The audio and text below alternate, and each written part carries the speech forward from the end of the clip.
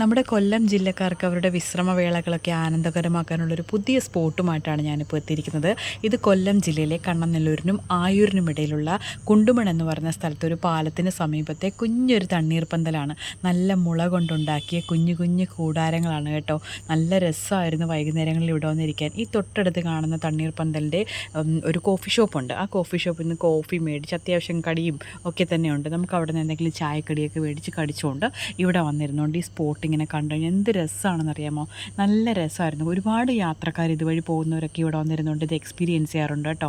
ഇത് നമ്മുടെ ഇത്തിക്കര ആറിൻ്റെ ഭാഗമായിട്ടുള്ള കായലാണ് ഈ കാണുന്നത്. ഇത് ആ ഓറഞ്ച് ബോക്സ് ഒരു കക്ക വരുന്ന ചേട്ടൻ്റെയാണ് കേട്ടോ. അപ്പോൾ നമ്മൾ ഈ കായലിൻ്റെ ഭംഗിയൊക്കെ ആസ്വദിച്ചുകൊണ്ട് ഇവിടുന്ന് ഒരു ചായയോ അല്ലെങ്കിൽ കോഫിയൊക്കെ കുടിച്ചുകൊണ്ട് ഇങ്ങനെ ഇരിക്കുക എന്താ രസമെന്നറിയാമോ.